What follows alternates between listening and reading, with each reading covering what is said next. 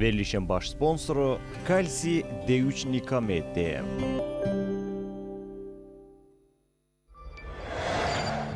İdman həkimi, fizioterapevt Fərid Səlimovun sponsorluğu ilə Ay Həkim verilişinə baxırsınız.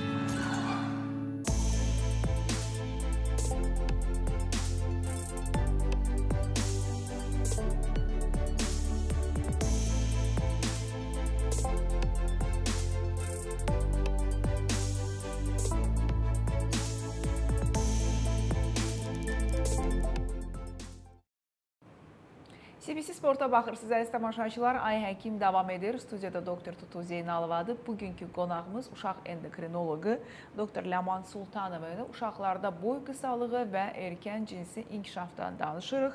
İdman məsələlərinə də toxunduq ki, idman istənilən halda uşağın 3 yaşdan sonra uşağın həyatında vacib rol oynayır. Amma burada təbii ki, bu idman qədərində olmalıdır və doktorun da qeyd etdiyi kimi daxil olan enerji ilə bədəndən çıxan enerjinin balansı önəmlidir ki, burada uşaqların doğru və sağlam, balanslı qidalanması məsələsi gündəmə gəlir ki, bu mövzuda da valideynləri daha diqqətli olmağa çağırırıq. Ləman xanım, neçə yaşına qədər uzana bilər uşaqların boyu qızlarda və oğlanlarda? Burada dəqiq bir yaş yoxdur. Əgər söhbət sağlam uşaqdan gedirsə, yəni hansı uşağın ki, cinsi inkişafı vaxtında başlayıb, vaxtında tamamlanırsa, ortalama olaraq götürərsək, qızlarda 14 yaşa qədər, 15 yaşa qədər də deyə bilərik, oğlanlarda isə 16-17 yaşa qədər boy artımı artıq yekunlaşmış, tamamlanmış olur. Lakin nəyə görə dəqiq rəqəm deyə bilmirik? Çünki hər bir uşaqda cinsi inkişafın başlama yaşı fərqli ola bilər. Uşaq var ki, artıq 12 yaşında böyüməsini oğlan uşağı tamamlanmış olur. Ola bilir ki, qız uşağı da 10 yaşında artıq böyüməsini tamamlanmış ola bilir. Buna görə də bu yaşdan daha çox valideynlər diqqət eləməlidirlər ki, uşağımın cinsi inkişafı neçə yaşda tamamlanacaq. Çünki o tamamlandıqdan sonra artıq boy artımı intensiv getmir. İlə 2 sm, misal üçün illik artım 1 sm artıq düşdükdə bu həmin uşağın boy artımının tamamlanması deməkdir. Misal üçün, indi uşaqlar, xüsusilə qız uşaqlarda biz görürük ki, erkən cinsi inkişaf başlayır və 9-10 yaşında menstrual sikl başlayır onlarda. Onda belə çıxır ki, 9-10 yaşındakı qız uşağı hansı boydadırsa, təxmini üstəgəl nə qədər? 4-5 sm o boyda mı qalacaq? Elə də olur, doktor. Çünki aybaşı prosesi artıq qızlarda bu siklik proseslərin başlaması artıq cinsi inkişafın tamamlanması deməkdir. Cinsi inkişaf da tamamlanır, orqanizmdə hər şey bilirik bir-birinə əlaqədardır. Sümük yaşı, sümükləşmə zonaları təxminən 97%-ə qədər bağlı olduqda. Oradan sonra qalır cəmi 3%. O 3% də hər bir uşaqda artıq o genetik boy potensialına görə fərqlidir. Məsəl üçün, hündür boylu bir uşaqdırsa, boyu daha hündür proqnozlaşdırılırsa, onun 3%-i artıq bir 8 sm-ə qədər ola bilər. Daha bəstə boy uşaqdırsa, onun orada qalan o 3%-i 2-3 sm ola bilər. Ona görə də belə deyə bilərik ki, aybaşı başladıqdan sonra qızların boy artımı 1 il yarım içərisində tamamlanmış olur və bu periodda da uşaqlar 2 sm-dən 8 sm-ə qədər boy artımı göstərə bilir. Amma bu hamıda eyni deyil. Bu dönəmdə boy hormonu versək necə? Adətən vermirik. Çünki orada qalan 5% açıq bir zonaya hansı doza ilə verməliyik, necə verməliyik, yəni əksinə fəsadı daha çox ola bilər. Təbii ki, yenə də açıqlığa baxıb dəyərləndirməliyik. Amma adətən bu tip müalicələrə getmirik, tövsiyə də eləmirik. Çünki bağlı zona ilə üstəgəl də yeniyetmələrdə artıq belə deyək, ergənliyin son periodlarında, ergənliyin ortalarında sümüklərin böyümə hormona həssaslığı artmış olur və zonalar artıq demək olar ki, çox faiz hissəsi qapalıdırsa, kənardan verilən böyümə hormonu həmin uşağın sümüyünü uzunluğa deyil, eninə böyütmüş daha çox ola bilər, müxtəlif deformasiyalar ola bilər. Ona görə də çox tövsiyə eləmirik. Aydındır. Yəni, uşaq endokrinoloquna cinsi inkişaf başlamadan öncə getmək lazımdır. Ümumiyyətlə, hansı yaşda və kimlər risk qrupundadır ki, biz çağırış edək ki, uşaqları hansı yaşda gətirməlidirlər uşaq endokrinoloğu? Çünki bəzən gətirir 14-15 yaşında, artıq iş işdən keçib, mənim uşağın boyu niyə balaca qaldı? Yəni, biraz hormon sözündən qorxuruq deyə, ona görə də biraz endokrinoloqa gec aparırıq. Pediatrlarda hamısı göz açıq deyil bu mövzuda. Gəlin, etiraf edək. Ona görə ümumiyyətlə valideyn məncə heç olmasa bir dəfə uşaq endokrinoloquna aparmalıdır istənilən valideyn. Siz nə tövsiyə edirsiniz? Bəli, əfsuslar olsun ki, belə bir fikir var ki, uşaq 17-18 yaşa qədər uzanır. Bu səbəbdən də valideynlər gözləyirlər, hətta məsləhətlər də verilir digər ixtisas həkimlərindən də, qohum-əqrabadan da. Bir-birinə valideynlər. Bəli, verirlər ki, o uşaq misal üçün 15 yaşından sonra uzandı, bu uşaq da belə oldu. Amma hər bir uşaq individualdır. Buna görə də o məsləhətlərə çox qulaq asmaq lazım deyil. Əgər uşaqda boy qısalığı məsələsi varsa və yaxud da heç boy qısalığı məsələsi yoxdur. Çünki cinsi inkişafı erkən başlayan uşaqlar əksinə sinifdə hündür uşaqlar olub sonradan birdən boyları dayanmış olur. Bu səbəbdən də qız uşaqlarında 8 yaşda, oğlan uşaqlarında 9 yaşda cinsi inkişaf başlayıbmı, həmin periodda uşağın boyu necədir, yekun boyu necə proqnozlaşdırılır yönündən uşaq endokrinoloqa bir dəfə müraciət olunması yaxşı olar. Risk qrupunu soruşdunuz. Misal üçün verilişin əvvəlində biz danışdıq, az çəkilə doğulan uşaqlar, kimlər ki 3 yaşına qədər yaşıdlarının boy kilosuna çatmır. Amma müəyyən bir faiz həmin uşaqlar yaşıdlarının boy kilosuna çata bilirlər. Və tədqiqatlar göstərir ki, az çəkilə doğulan uşaqlarda cinsi inkişafın bir qədər erkən başlama ehtimalı var. Ona görə də az çəkilə doğulan uşaqların valideynləri bu barədə bir qədər daha ayıq olmalıdırlar. Uşağın cinsi inkişaf əlamətləri nə vaxtdan başlayıb, həmin periodda mütləq bir uşaq endokrin baxılmalıdır. Çəkisi çox olan uşaqların valideynləri, çünki artıq çəki özü də bəli, cinsi inkişafı biraz daha pandemiyası. Bəli, daha erkən başlada bilir. Ailəsində qısa boyu olan uşaqların valideynləri bir qədər bu məsələlərdə daha həssas yanaşmalıdırlar. Amma yenə də ümumi olaraq tövsiyəmiz qızlarda da, oğlanlarda da cinsi inkişaf başlamamış mütləq şəkildə bir uşaq endokrinoloqunun baxışı olmalıdır. Çünki cinsi inkişafın başlamasının əlamətlərini bəzən valideynlər doğru bilməyə bilirlər. Gəlin deyək bilsinlər. Yəni cinsi inkişaf ümumiyyətlə niyə bu gün uşaqlarda erkən cinsi inkişafı müşahidə edirik? Bunun səbəbləri məlumdurmu? Tədqiqatlar nə göstərir? Bu haqqda istəyirsiniz danışaq. 100 ilin trendi, bütün dünya üzrə belə bir məsələ vardır ki, hər dekadda ergənliyin başlama yaşı öncəki illərə baxmış 2-3 ay deyə bir qədər qabağa gəlib və tədqiqatlar göstərir ki, əvvəllər qızlarda cinsi inkişafın başlama yaşı təxminən 11-10 yaşlarında, mensin olması 14 yaşa uyğun gəlirdi. İndi bütün bunlar bütün dünya üzrə bir qədər daha erkənə keçmişdir. Altda yatan səbəb təbii ki, ekoloji şərait, qidalanma və xüsusilə də oturaq həyat tərzi, sedanter həyat tərzinin daha çox olmasıdır. Bütün bunlar vacib məsələlərdir. Siz bayaq vurğuladınız, ətraf mühit kirliliyi, pestisitlər və s. digər bunlar hamısı endokrin disruptions, endokrin pozucular, endokrin sistemə mənfi təsir göstərən amillərdir ki, bütün bunlar özləri də çox böyük rol oynayır və bu səbəbdən də piylənmə özü, bu səbəbdən də cinsi inkişaf əvvəlki illərə baxmış daha erkən olur. Normal biz endokrində götürürük qızlarda 8 yaşdan etibarən başlaya bilər, amma ideal yaşı təbii ki 10 yaşdan sonradır cinsi inkişafın. Oğlanlarda 9 yaşdan etibarən başlaya bilər, amma təbii ki ideal yaş 11 yaş və üzəri başlarsa həm yekun boy proqnozu yaxşı olar, həm də ümumi orqanizmdən, belə deyək, orqanizmin bədənsəl olaraq yetişməklə zehni yetişkənlik bir-birlə daha uyğun bir formada getmiş ola bilər. Onda belə çıxır ki, uşaqlar böyüməyə tələsir. Bəs zehni inkişafa necə təsir edir bütün bunlar? Ümumiyyətlə biz erkən cinsi inkişafla rastlaşdıqda daim valideynlərə söyləyirik ki, burada iki əsas risk məsələsi var. Birinci odur ki, uşaqda cinsi inkişaf erkən başlayırsa, həmin uşağın boyunun qısa qalma ehtimalı çox yüksəkdir. İkinci məsələ də məhz bu uşağın psixoloji statusu. Mental. Çünki bəli, mental. Çünki uşaq bədənsəl olaraq artıq yetişkin bir bədən formasına keçid edir, lakin zehni olaraq həmin proseslərə hazır deyil. Bu səbəbdən də uşaqlar bədənlərdə onun dəyişiklikləri qəbul edə eləyə bilmirlər. Başa düşürəm. Misal üçün 9 yaşda, 8 yaşda bir uşağa menses prosesini başa salmaq olduqca çətindir. Və bu səbəbdən də biz erkən cinsi inkişaf olanda bütün bu amilləri nəzərə alaraq təbii ki, altda yatan səbəblər də çox vaxt ciddi səbəblər bura müdaxilə eləyirik. Yəni psixoloqla bərabər çalışırsınız.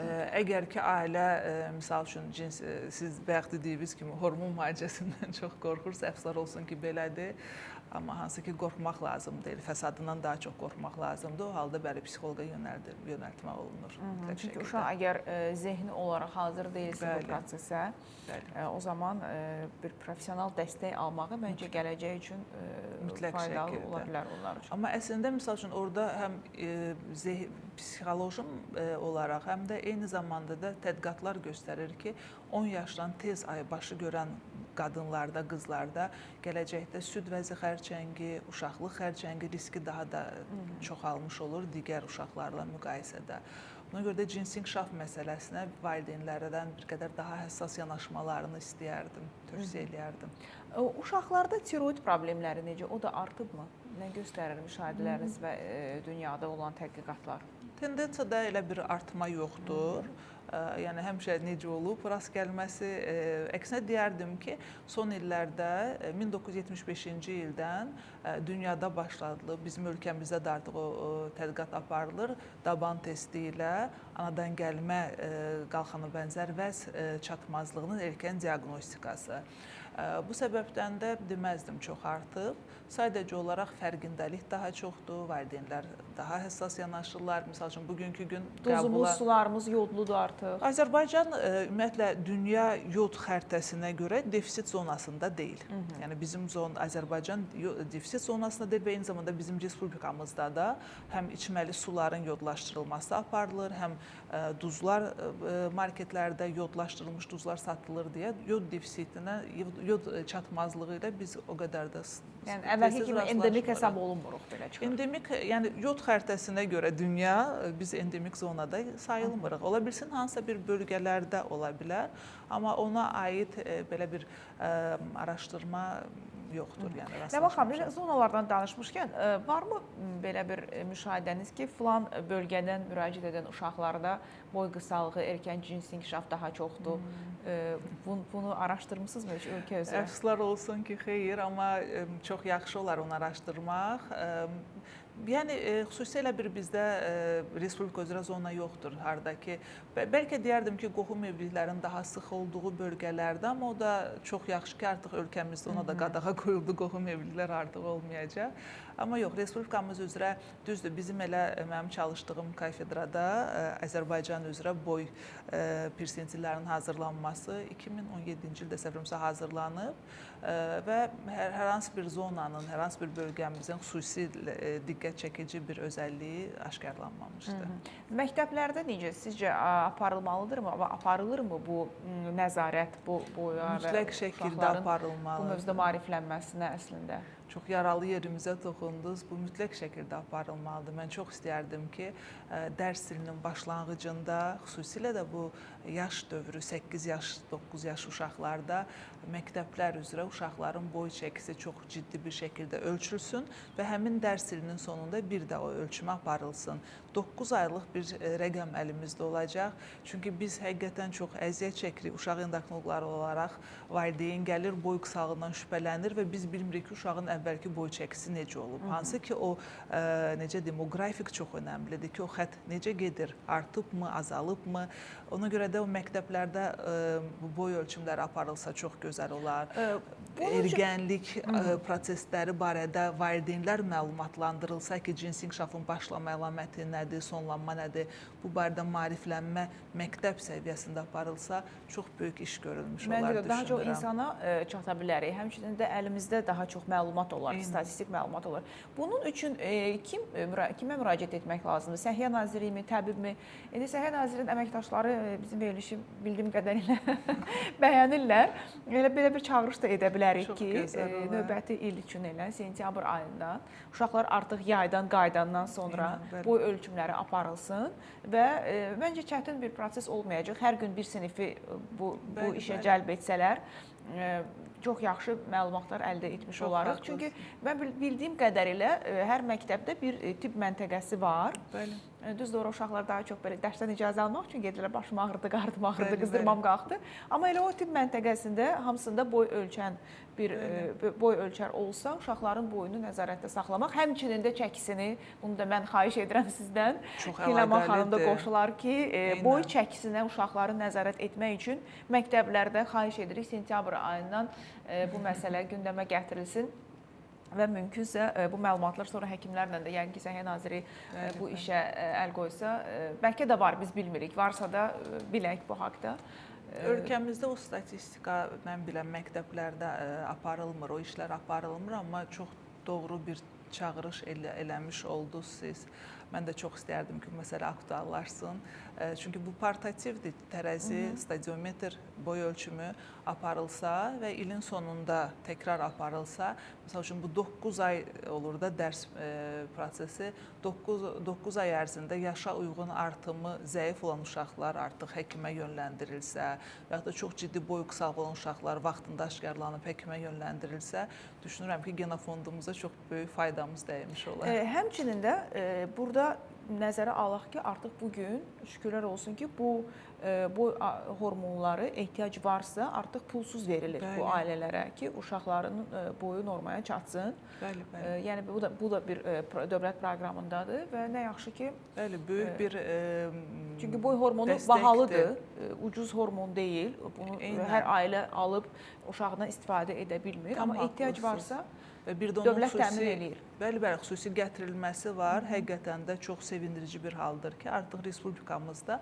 böyümə hormon çatmazlığı olan uşaqların vaxtında aşkarlanması, həmin uşaqların çox keyfiyyətli dərmanlarla təmin olunması dövlətin diqqətindədir və nəzarətindədir və uşaqlara təmin olunur aralıqsız. Çünki təkrar edirəm ki, bəzi ailələr özləri kənardan gətirməyə çalışanlara belə biz tövsiyə eləmirik. Çünki hormonlar termohəssas hormonlardır. Soyuq zəncir qırılmamalıdır. Eynən, soyuq zəncirə tabi olmalıdır.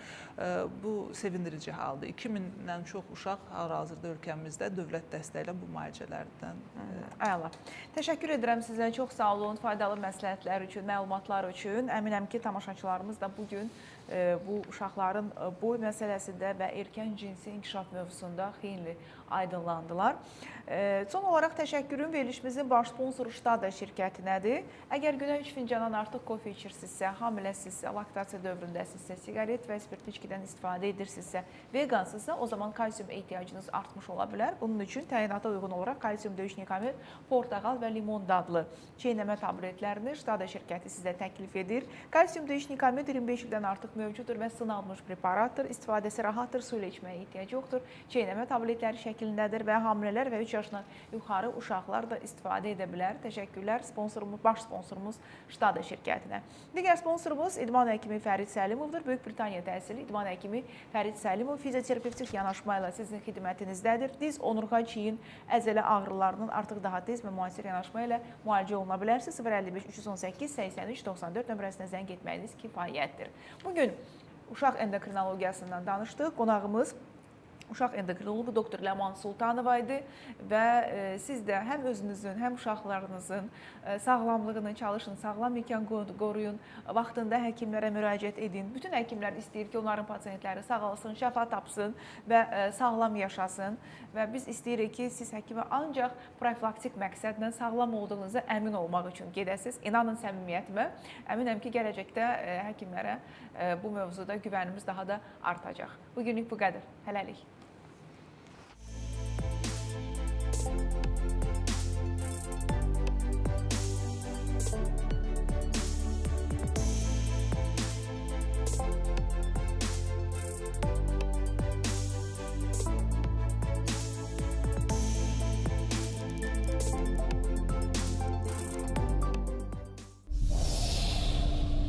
Verilişin baş sponsoru Kalsi D3 Nikamed.